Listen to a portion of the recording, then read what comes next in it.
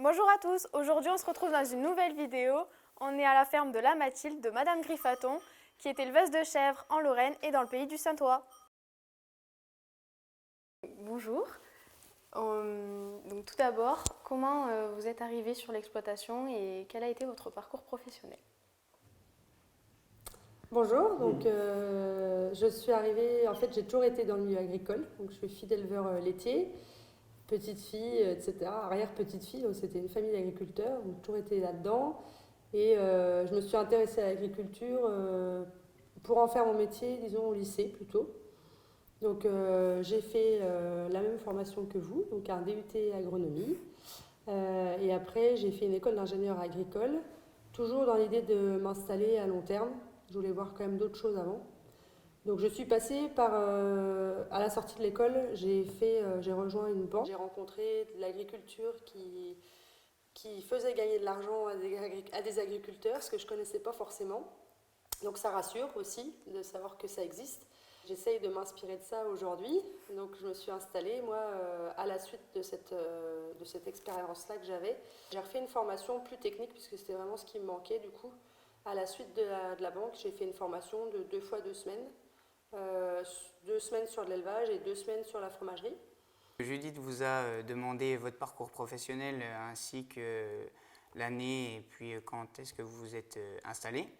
Et est-ce que vous pourriez nous parler maintenant un peu de votre exploitation dans son ensemble? Alors l'exploitation, aujourd'hui, je me considère comme chevrière déjà, donc éleveuse de chèvres. Et à ça, j'ai associé toute la partie... En fait, j'ai pas voulu déléguer la commercialisation ni la marge. Donc ce qui m'intéressait, c'était de faire tout de A à Z. Donc du coup, j'ai la partie transformation intégrale de la production laitière. D'accord. 100% de la production laitière est transformée en fromage et 100% fromage ou dérivé, quoi, produits laitiers. Et tout est vendu, pour l'instant, tout est vendu en vente directe auprès des consommateurs du secteur, le Grand Nancy principalement, un peu les Vosges, et puis le Saintois d'où je viens. Est-ce que vous pourriez nous parler un petit peu plus de votre troupeau? Alors, c'est des chèvres alpines. D'accord. En fait, quand j'étais petite, j'avais un rêve, c'était de faire des chèvres. Et dans ce rêve-là, il y avait des chèvres alpines. Je ne sais pas pourquoi cette race-là, mais c'est comme ça que je voyais mon métier. D'accord. C'est vraiment une question de... C'est cette race-là un peu sentimentale et c'est pour ça que oui, vous l'avez pris. Clairement. D'accord. Après, il y avait quand même... après, il y a eu moi, la petite fille et plus la chef d'entreprise qui a pris le relais. Mais c'est une chèvre qui produit quand même, qui sait produire du lait, qui est quand même, qui peut s'adapter aussi à notre climat et à nos terres d'ici. Donc en fait, tout collait bien pour choisir cette race-là. Et au niveau de la production, du coup, ça donne quoi au niveau Alors, de les votre troupeau? mamans de mes chèvres, elles étaient en moyenne de la chèvrerie, faisaient à peu près 1200 litres par chèvre par an. D'accord. Donc on était sur un troupeau très bon et génétiquement et niveau technique. Moi, après, les chèvres, elles font moitié aujourd'hui. Enfin, l'année dernière, elles ont fait moitié, mais c'était leur première lactation. Donc elles font toujours un petit peu moins que les années d'après. Donc cette année, je pars sur à peu près 700 litres par chèvre et par an, sachant que je suis sur une alimentation assez extensive quand même assez. Il n'y a pas d'engrais sur mes parcs, j'ai pas une alimentation très poussée. Donc tout est transformé. Ça représente à terme dans mon projet, c'est entre 25 et 30 000 litres de lait par an, quand j'aurai mes 40 chèvres à peu près.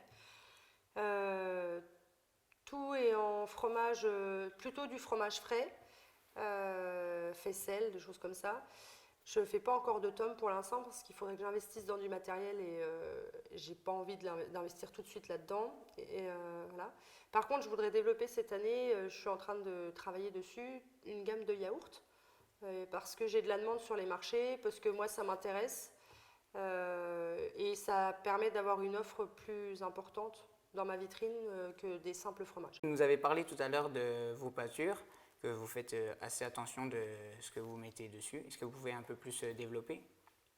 En fait, donc j'ai une gestion extensive. Pourquoi? Parce qu'il n'y a pas forcément besoin de produire beaucoup pour s'en sortir, dans mon idée. Parce que j'ai une idée de faire le moins de charges possible. Voilà. Ouais. Donc sur les prairies aujourd'hui, il n'y a aucun apport organique à part les crottes de chèvre qui pâturent dessus. Comme les chèvres sont assez sensibles au parasitisme, est-ce que vous pourriez nous expliquer comment vous faites pour gérer ce problème? Alors justement, le fait de faire du pâturage tournant, c'est un des premiers leviers pour lutter contre le parasitisme. Moi, mes chèvres, elles ne reviennent jamais plus de 3 fois sur la même parcelle. Donc ça, c'est déjà un premier point. Elles ne vont pas se réinfester de parasites parce qu'elles vont venir peu de fois sur la parcelle. Il y a une alternance entre le pâturage et la fauche. Donc là, par exemple, l'année dernière, elles ont pâturé à un endroit. Cette année, cet endroit-là va être fauché. Elles pâtureront sur un autre morceau de la parcelle. Donc ça, c'est un des deuxièmes leviers. Le troisième levier, c'est qu'il y a les vaches qui pâturent aussi, enfin les vaches de mon conjoint, parce que mon conjoint est agriculteur à côté, et il a un troupeau de vaches allaitantes. Donc lui, on alterne les vaches à un moment donné et les chèvres. Donc ça permet, il y a certains parasites communs, mais pour le plus, ça permet de limiter ça. Ouais. Et s'il y a besoin, donc là en fin d'année, j'ai fait une copro, donc une analyse de crottes, sur lesquelles on dénombre les parasites sensibles, enfin qui peuvent affecter fortement la chèvre. Et en fonction de ces résultats-là, j'ai fait le choix de ne pas traiter avec un médicament. J'ai voulu essayer par les plantes, avec des seaux à lécher. Dans mon idée, c'est vraiment de limiter au maximum les médicaments chimiques. Avec Clément, vous avez expliqué que vous mettiez pratiquement pas de produits chimiques à vos chèvres. Du coup, vous êtes labellisé bio. Alors non, je ne suis pas certifiée bio. Alors la question s'est posée quand même avant l'installation. Pour moi, l'intérêt du bio, ce serait essentiellement de rassurer le consommateur. Sauf que du coup, dans mon étude de marché, j'avais fait la demande, est-ce que si c'est local ou bio, vous préférez manger quoi? Et il n'y avait pas eu de gros intérêt pour le bio. Dans l'étude de marché, c'était d'abord du local que les gens recherchaient. Dans mon idée, j'ai envie de prouver qu'on peut faire de l'agriculture non bio et de faire de l'agriculture de qualité. J'en ai marre qu'on oppose les deux. Donc non, pas bio, pas de label particulier, il n'y a pas d'AOC. Quand on fait de la chèvre en Lorraine, on est déjà un peu tout seul parce qu'il n'y en a pas beaucoup pour l'instant. Avec Clément, on a vu votre gestion d'exploitation et quels sont vos différents ateliers. Mais pouvez-vous nous décrire une sorte de journée type? Alors, une journée type, oui et non. Une semaine type, un peu plus. Donc, le matin, on commence par la traite. Moi, je commence toujours par la traite. Après, je vais en fromagerie, donc soit aux animaux, soit aux chevreaux. Après, je vais en fromagerie tous les matins. Je fais tout ce qui est préparation de mes fromages, etc. Et ensuite, je vais manger. Des fois, je fais la sieste quand j'ai le temps. Et après, je prépare mon marché. Et souvent, ça dure jusqu'à 19h le marché. Donc après, on a le marché, on remballe le marché, on revient, on range les fromages. Voilà, on va refaire éventuellement un tour dans les bêtes. Pendant que je suis au marché, j'ai la chance d'avoir mon papa ou mon chéri qui font la traite des chèvres le soir. Quand c'est un jour où je ne suis pas au marché, dans ce cas, c'est moi qui fais la traite et le soin aux chèvres et aux chevreaux quand il y a les chevreaux encore à faire boire. Qu'est-ce que vous pensez de l'avenir de l'agriculture et comment vous voyez dans 20 ou 30 ans l'agriculture en France? C'est compliqué de répondre à la question-là. Je pense que j'aurais tendance à redire peut-être des choses qui ont été dites par des grands économistes. Aujourd'hui, je pense que l'agriculture, elle est un peu malmenée. En fait, dans le passé, on a appris à produire beaucoup. Et maintenant, je pense qu'on nous demande, la société et les politiques ont leur boulot de politique de répondre aux attentes de la société, de produire mieux. Voilà, donc c'est bien de produire mieux. Après, il faut faire attention à ce que ce ne soit pas concurrencé par des pays qui, eux, commencent à produire plus et qui n'ont pas les mêmes contraintes que nous, agriculteurs français. Donc oui, la filière traditionnelle telle qu'elle existe aujourd'hui, elle est bonne. Il faut juste la retravailler par rapport aux attentes des consommateurs et aussi aux attentes des agriculteurs. En fait, il ne faut pas répondre non plus que à la demande du consommateur. Il faut laisser le temps aux agriculteurs, ils savent s'adapter. Ils s'adaptent tous les jours au niveau de leur temps de travail, au niveau de leur vie de famille.